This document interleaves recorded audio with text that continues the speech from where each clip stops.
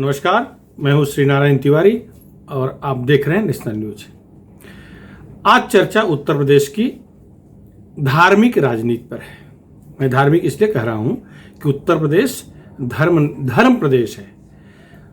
जितने भी भगवान अवतरित हुए हैं उनमें सर्वाधिक अवतरण उत्तर प्रदेश में हुआ है, इसलिए धार्मिक चर्चा कर रहा हूं। पूजा पाठ की बात नहीं करने जा रहा हूं, राजनीति की बात करने जा रहा हूं। एक समय था उत्तर प्रदेश में जब भगवान प्रभु श्री रामचंद्र जी की रामनवमी हो, दशहरा हो, श्री कृष्ण जन्माष्टमी हो, महाशिवरात्रि हो, दीपावली हो, ऐसे पवित्र और हिंदुओं के लिए सबसे प्रतीक्षारत रहने वाला, जिनकी लोग लंबे समय से उम्मीद लगाए रहते थे कि आस लगाए रहते थे, ऐसे त्योहारों के मौके पर कांग्रेस, वहाँ की समाजवादी पार्टी, मायावती की पार्टी, ये इनके जो बड़े बड़े नेता हुआ करते थे वो कभी भी बधाइयाँ नहीं देते थे। प्रभु श्री रामचंद्र जी की रामनवमी की बधाइयाँ नहीं आती थी, महाशिवरात्रि की बधाइयाँ नहीं आती थी, लेकिन गुड फ्राइडे, क्रिसमस डे, बड़ा दिन के नाम पर जो भी नाम कह लीजिए, पवित्र महीना रमजान में, ईद में, बकरीद में बधाइयाँ जरूर आती थी। उन नेताओं की बात कर रहा हूँ, मैं सारे नेताओं की बात नहीं कर रहा हूँ। चुनिंदा अखिलेश के मुंह से बधाइयाँ आई कभी पता नहीं, मुलायम सिंह कभी दिए नहीं, पता दिए ही नहीं है। सच यही है। कारण ये था कि मुलायम सिंह अपने को मौलाना मुलायम कहलाने में अधिक रुचि रखते थे। वो चाहते थे कि वहाँ का जो मुस्लिम वर्ग है उन्हें मौलाना माने, और वो वही किए। मौलाना बनने के चक्कर में हजारों कार्यसेवकों की हत्याएं करवा दिए। श्री राम जन्मभूमि का जो आंदोलन हुआ था उसमें हजारों की संख्या में कार्यसेवक मारे गए थे, गोलियां चलवा दिए। आरोप तो यह है कि उस समय इनके पाले हुए गुंडे खाकी पहन के गए, एसआरपी ग्रुप में, पीएसी ग्रुप में गए और गोलियां चलाए। वो पुलिस वाले नहीं थे। लाशों से सरयू नदी पट गई थी, लाल हो गई थी। ऐसे पापी वहाँ राज किए हैं। ऐसा नहीं केवल मुगल और उस समय के मंगोल या आक्रांता ही पाप किए हैं, हिंदुओं के बाद वही लोग किए हैं। ऐसे पापी भी वहाँ राज किए हैं जो राम भक्तों की सरेआम हत्याएं किए हैं, हत्याएं करवाए हैं। खैर, अपनी उनकी क्या गति हो रही है आप सब देख रहे हैं। मैं श्राप नहीं दे रहा हूं, जो सच है वो सामने है। चर्चा आज जो शुरू है वो ये है कि जब भगवान के नाम लेने से डरने वाला समाज वहां राज करता हुआ करता था, तब भी प्रजा में भगवान राम की, भगवान श्री कृष्ण की, भोलेनाथ की प्रतिष्ठा उतनी ही थी जितनी आज है। प्रजा, वहां की जनता प्रभु को उतना ही मानती थी जितना आज मान रही है। जनता के मन में कोई संदेह कुछ भी नहीं था। लेकिन देखिए, आज परिवर्तन यही हुआ है कि वहां का मुख्यमंत्री बदली हुआ, भारत का प्रधानमंत्री बदली हुआ। आज भी दोनों जगहों पर व्यक्ति ही बैठे हैं, देवता नहीं आके बैठे हैं, लेकिन विचारधारा बदली हुई। दूसरे विचारधारा के लोग आके सत्ता में बैठे तो कैसा परिवर्तन हो गया है। बधाइयां दी जा रही हैं, दिवाली की बधाइयां दी जा रही हैं, दशहरा की बधाइयां दी जा रही हैं। इतना ही नहीं, श्री राम नवमी की बधाइयां दी जा रही हैं, नवरात्रि की बधाइयां दी जा रही हैं। सारे हिंदू उत्सव हैं उनकी बधाइयां दी जा रही हैं, और वही लोग दे रहे हैं जो कल भागते थे। एक जो नई अनोखी बात है, भारत का राष्ट्रपति, भारत का प्रधानमंत्री कभी भी रामलला के दर्शन करने श्री अयोध्या जी में नहीं गया। रामलला टाट में पड़े थे, टेंट में पड़े थे, उनके लिए घर दे सके ऐसा प्रयास किसी ने नहीं किया। यही तो कारण है आज वो सारे दल बेघर हो गए। जनता ने उन्हें लात मार के खत्म कर दिया, फेंक दिया, कहीं के नहीं रहे। क्योंकि प्रभु के लिए जो नहीं तो प्रभु उनके लिए कैसे होंगे। हाँ ठीक है, वो धर्म विशेष कब्रिस्तान के लिए बाउंड्री बनवाए, अपने खजाने खोल दिए। एक मुस्लिम बच्चियां ही हमारी बच्चियां हैं, ऐसा अखिलेश यादव का बयान है। और प्रधानमंत्री के रूप में पूर्व प्रधानमंत्री डॉक्टर मनमोहन सिंह कहते हैं कि भारतीय संसाधनों पर पहला अधिकार मुसलमानों का है। यह काम किए वो। उसका हश्र यह है कि अगर आप 14-15% लोगों के लिए इस तरह से तुष्टीकरण करोगे तो 85-86% लोगों को सोचने पर मजबूर होना पड़ेगा। लोग सोचे तो आप रसातल को चले गए, खत्म हो गए। जिस तरह से बंगाल में डबल अंडा बन गए हो, ऐसे भारत के नक्शे से आप डबल अंडा बनने वाले हो, इसमें दो राय नहीं। आज अखिलेश यादव अपने अस्तित्व की लड़ाई लड़ रहे हैं। आज समाजवादी पार्टी उत्तर प्रदेश में अपने अस्तित्व की लड़ाई लड़ रही है। मायावती भी अपने अस्तित्व की लड़ाई लड़ रही है। सवर्णों को तिलक तराजू और तलवार इनको मारे जूते चार कहने वाली मायावती आज ब्राह्मणों की पूजा करवा रही हैं, ब्राह्मण सम्मेलन करवा रही हैं। ब्राह्मण से तात्पर्य वो लोग जो धार्मिक होते हैं, जो पूजा पाठ करते हैं, लोग घरों में जाकर पूजा पाठ करते हैं, अपने घरों में करते हैं, उनसे है। तो आज उनको भी प्रभु याद आ गए। लेकिन योगी आदित्यनाथ मुख्यमंत्री के बनने के बाद और बड़े पैमाने पर ठेकुलर गैंग पहुंची, उनको समझाने की कोशिश की आप भगवा वस्त्र पहनना छोड़ दो, उनको समझाने की कोशिश की आप धार्मिक समारोह मत जाओ। लेकिन वह शेर भगवा वस्त्र पहनना नहीं छोड़ा। उसने कहा कि मेरा मुख्यमंत्री पद तो टेम्पररी है, मैं अस्थायी रूप से सन्यासी हूं और गोरक्ष पीठाधीश्वर हूं, मैं एक रत्ती भी अपने अंदर परिवर्तन नहीं लाऊंगा, जो हूं अंदर वही बाहर होऊंगा। सन्यासी तो है ही है वो। और स्थिति ये बनी कि आज उनके प्रयास से, सर्वोच्च न्यायालय के आदेश के बाद उनके प्रयास से भव्य राम मंदिर बनने जा रहा है। भव्य राम मंदिर जिसकी तरफ पूरा विश्व देख रहा है। हिंदुस्तान के मुसलमान, हिंदुस्तान के क्रिश्चियन, हिंदुस्तान के सिख, ईसाई, हिंदू तो सब देख ही रहे हैं। किसी के मन में भगवान प्रभु राम के प्रति नफरत नहीं है। नफरत तो फैलाए हैं राजनीतिक दलों ने, राजनीतिक दल के नेताओं ने, जो वाकई में मुसलमान, हिंदुस्तानी मुसलमान है, वाकई जो हिंदुस्तान का क्रिश्चियन है हिंदुस्तान में, वो तो सब परिवर्तित है। वो मूल रूप से हिंदुस्तानी थे, हिंदू ही थे, कन्वर्ट हुए हैं। तो वो कैसे अपने बुजुर्गों को, अपने पूर्वजों के आराध्यों को भूल जाएंगे? नहीं भूलते। ठीक है, वो परंपरा, पूजा पाठ की परंपरा उन्होंने बदली कर ली है। प्रभु श्री राम को अल्लाह कहते होंगे, प्रभु श्री राम को गॉड कहते होंगे, या निराकार ब्रह्म को अपना अल्लाह मानते होंगे। पूजा तो करते हैं, उनका शब्द अलग हो सकता है, लेकिन किसी एक शक्ति की आराधना करते हैं। तो भारतीय मुसलमान विरोध नहीं कर रहा है, लेकिन विश्व के जो तालिबानी प्रवृत्ति के लोग हैं वो इनको भड़काने का काम कर रहे हैं। भड़का करके अपनी रोटी सेकना चाहते हैं, इनको अपनी तरफ खींचना चाहते हैं। खैर, कुछ बरगलाने में आ जाते हैं, बाकी अधिकांश लोग तो अभी भी प्रभु राम को अपना पूर्वज मानते हैं, अधिकांश लोग। आज चर्चा यह है, कृष्ण जन्माष्टमी में भी गई योगी आदित्यनाथ न केवल मथुरा जाकर के भगवान कृष्ण की जन्माष्टमी में पूरी तरह से शरीक हुए, बल्कि उस समय एक सभा भी आयोजित की गई जिसमें उन्होंने अपने लोगों को संबोधित किया। अपने लोगों से तात्पर्य विशुद्ध कृष्ण भक्तों को संबोधित किया। योगी का भी यही कहना है कि कल तक कोई त्योहारों में, कल तक कोई मुख्यमंत्री किसी भी हिंदू विशाल, हिंदू भव्य, हिंदू पौराणिक मंदिरों में, ऐतिहासिक मंदिरों में नहीं जाता था। आज देखिए योगी जी और दिल्ली में मोदी जी बैठे हैं तो सारे लोग जाना शुरू कर दिए हैं।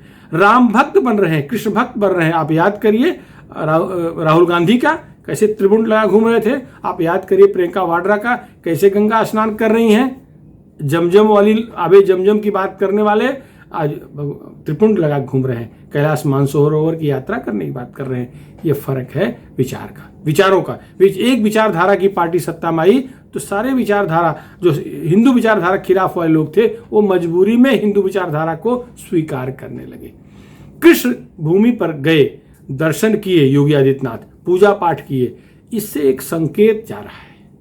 प्रभु श्री राम का मंदिर तो भव्य बनना शुरू हो गया है, 23-24 तक भव्य मंदिर बन ही जाएगा।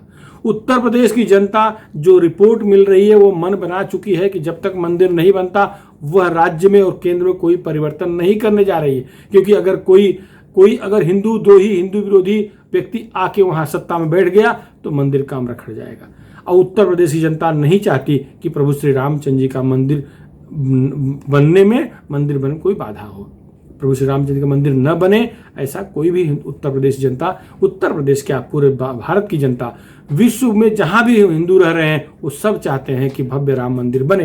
वो तो शुरू हो गया, वो बनेगा, उसमें कोई संदेह नहीं है। अब आई बात कि मथुरा से योगी जी क्या संदेश देने गए थे। श्री कृष्ण जन्माष्टमी के मौके पर पहली बार गए। कोई भी उत्तर प्रदेश का मुख्यमंत्री पहली बार मथुरा श्री कृष्ण जन्माष्टमी मनाने गया। योगी जी अब ये बताना चाह रहे हैं कि अगला उनका एजेंडा कोर्ट के आदेश के बाद भगवान श्री कृष्ण के जो श्री कृष्ण का जन्मस्थल है, जिस पर अवैध कब्जा हुआ है, उसे मुक्त कराने के बारे में योजना बनाएंगे। ये सच है, भगवान श्री कृष्ण मथुरा में पैदा हुए हैं, जेल में पैदा हुए थे। आतताइयों ने उस जो मंदिर बने थे उस पर कब्जा करके ईदगाह बनवा दिया है। बड़ा परिसर ईदगाह के रूप में, जो मूल जन्म स्थान था वो ईदगाह बन गया है। ये तो दानदाताओं ने फिर से मंदिर तैयार किया और वो उसके पास में भगवान श्री कृष्ण की जन्मभूमि है, मंदिर है, लेकिन मूल मंदिर जहाँ प्रभु का जन्म स्थान था वो ईदगाह बन गया है। यह बात भारतीय इतिहासकारों ने नहीं बल्कि इंग्लैंड के इतिहासकारों ने विधिवत मेंशन किया है। इस चीज़ को विधिवत लिखा, उद्धृत है हमारे कथाओं, हमारे पुराणों में, हमारे सब श्रीमद् भगवद गीता में इसका सब जिक्र है। किसी भी तरह से कोई संदेह नहीं है, प्रभु का जन्म स्थान वही है। योगी जी उसी तरफ इशारा किए हैं जो कृष्ण जन्माष्टमी के दर्शन करने गए हैं उस दौरान। अब कितनी बार कृष्ण मंदिर, श्री कृष्ण जन्मभूमि का मंदिर तोड़ा गया, यह तो आप सोच ही नहीं सकते। ये हत्यारे, ये बलात्कारी, ये व्यभिचारी मुगल या आक्रांता ये आए, जब भी आए हैं तो हमारे देवी देवताओं के मंदिरों को तोड़ने का काम किए हैं, पुजारियों को मारने का काम किए हैं, पुजारियों के परिवार को अपहृत करने का काम किए हैं। यही काम इनका हमेशा रहा है। आज भी जहाँ ये बहुसंख्यक हैं, ये दुराचारी जहाँ बड़ी संख्या में हैं, आज भी यही काम करते हैं। वो हिंदुओं के ऊपर उनकी कुदृष्टि रहती है, हिंदुओं की बहन बेटियों पर कुदृष्टि रहती है, आज भी यही काम करते हैं। लेकिन जब मथुरा विवाद चला, भगवान श्री राम जन्मभूमि का विवाद चला, तो नरसिंह राव सरकार ने प्लेस ऑफ वर्शिप एक्ट 1991 को एक कानून पास कर दिया, जिसके मुताबिक 15 अगस्त 1947 की जो स्थिति देश भर में है, जो मंदिर जिसके कब्जे में है वह जिसके कब्जे में है उसका मंदिर कहलाएगा। उसमें अपवाद था श्री राम जन्मभूमि स्थान, वो अपवाद था, वो उसके दायरे में नहीं था, जिसका फैसला सर्वोच्च न्यायालय ने 2 साल पहले दिया। आज जिसके तहत भव्य मंदिर बन रहा है, एक हो गया। अब इसका मतलब मथुरा, काशी, ये इस कानून के तहत आ रहा है कि नहीं आ रहा है, यह कानूनविदों का मामला है। कानूनविदों का मानना है, अधिवक्ता विष्णु शंकर जैन जैसे कानूनविद हैं, उनका कहना है कि इन सब पर कोई कानून लागू नहीं हो सकता, क्योंकि जन्म स्थान सब सर्वोच्च है, सबसे ऊपर है, उस पर कोई भी कानून नहीं लागू हो सकता। हमारा था, हमारा है, हमारा रहेगा। अब ये मामला अदालत पहुंच चुका है, बाकायदे अदालत में इस पर मथुरा डिस्ट्रिक्ट सिविल कोर्ट में यह मुकदमा चल रहा है, जिसमें शाही ईदगाह मस्जिद हटाने की मांग की गई है। और जो 13.5 एकड़ जमीन जो दानदाताओं ने भगवान श्री कृष्ण के जन्मस्थान के लिए दिया था, जिस पर मंदिर बनना चाहिए था, मंदिर बना है, थोड़े में बना है, बाकी वो लोग कब्जा कर लिए हैं, उसको ताबे में देने की मांग की गई है। वो उसको श्री कृष्ण जन्मभूमि न्यास के ताबे में देने की बात की गई है। थोड़ा सा पीछे चलिए, कैसे कैसे हमारे आराध्यों के ऊपर अतिक्रमण होते रहे हैं, और श्री कृष्ण जैसे पराक्रमी भगवान, जिसे पराक्रमी भगवान ये कहते हैं, वो साम दाम दंड भेद सभी कलाओं के साथ थे।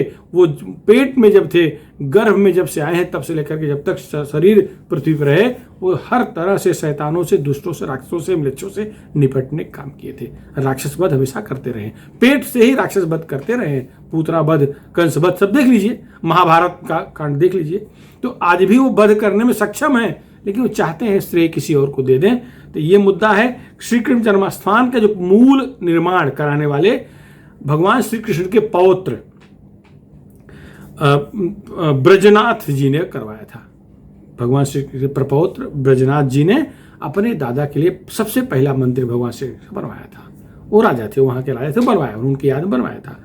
इसके बाद सम्राट चंद्रगुप्त विक्रमादित्य का नंबर आया श्रेय लेने का, धार्मिक राजा थे, उन्होंने मंदिर को बहुत भव्य बनवा दिया, विशाल बनवा। तो पुराना मंदिर जीर्ण हो गया था, विशाल भव्य मंदिर बनवाया। उस समय लाखों रुपए खर्च हुए थे, लाख, उस समय की बात है।